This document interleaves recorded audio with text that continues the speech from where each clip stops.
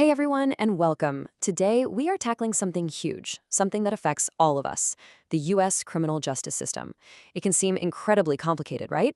Well, we're going to lay out the blueprint, piece by piece, to see how it's supposed to balance justice, freedom, and safety for everyone. Let's get right into it. But before we get into the nuts and bolts, let's start with a really big question. What protects you from power? Think about it.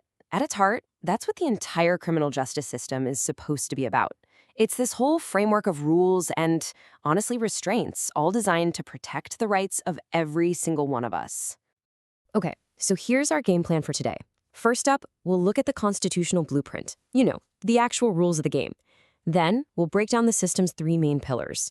After that, we'll follow the journey of a case on its path to a verdict. We'll also clear up the confusion between parole and probation. They're not the same thing.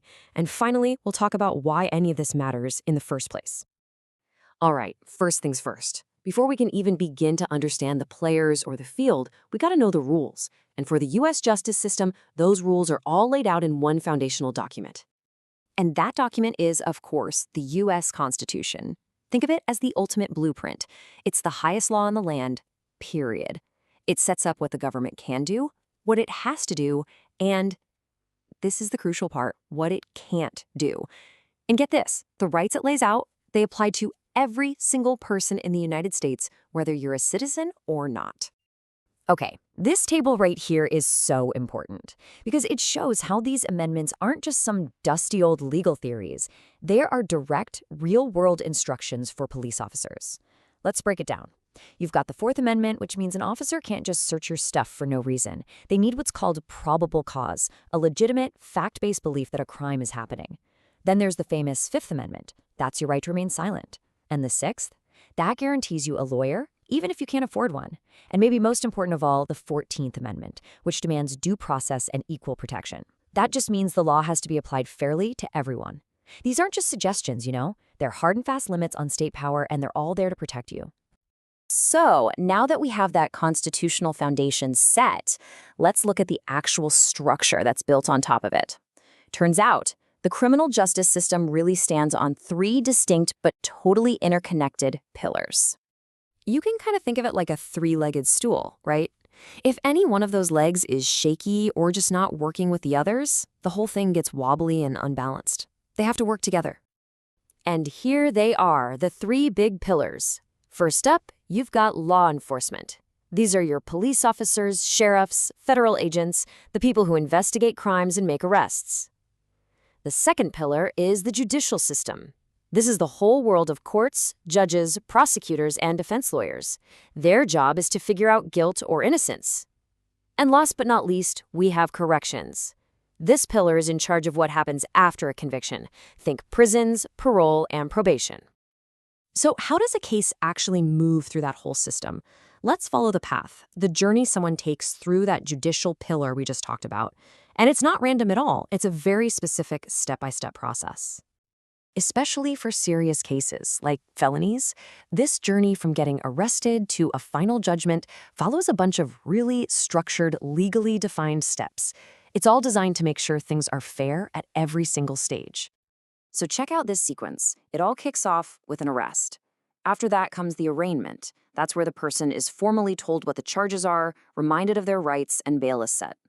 The preliminary hearing is a super important step. It's like a checkpoint where a judge decides, hey, is there even enough evidence to go to trial? If the answer is yes, then you get the trial itself. And if there's a conviction, the final step is sentencing, where the punishment is handed down. Every single one of these steps is a kind of legal safeguard. But a conviction isn't always the final chapter. And that brings us to two words that people mix up all the time, but they're totally different things: parole and probation. Now, both of these are about supervising someone out in the community instead of in a jail cell, but where they come from and how they're managed are completely different. This chart lays it out perfectly. So parole is when you get released from prison early on certain conditions. You've already served part of your sentence. Probation, on the other hand, is a sentence you get instead of going to prison. See the difference?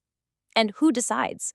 Well, a parole board grants parole, but a judge is the one who sentences someone to probation. And one last thing. Parole is usually a state-level thing, while probation is handled by the county. Understanding this distinction is huge for understanding how corrections actually work. Okay, so we've looked at the blueprint, the pillars, and the whole process. But why? What is the ultimate point of this entire massive, complicated system? I mean, it's a fair question, right? Why all the complexity? Well, the answer really comes down to a set of 7 main goals. The system is trying to do a lot of things at once. It's supposed to guarantee due process, prevent crime, and protect life and property. At the same time, its job is to uphold the law, provide equal justice for all, catch offenders, and, this is so important, make sure victims' rights are protected. It's a really delicate balancing act between all these different vital goals. And this brings us to our final and maybe the most important point of all. Think about the incredible power the justice system has, the power to arrest someone, to use force, to take away their freedom. That power doesn't just come from nowhere. It's given to the system by the public. This quote just says it all, doesn't it? The authority the system has comes from the will and consent of the people who put their trust in law enforcement to use that power with the utmost of care and restraint. So really, that authority is a loan from us, and it's loaned with the expectation that it'll be used carefully. Which leaves us with a pretty big question to think about. How do we, as a society, make sure that trust is always being earned and re-earned, day in and day out?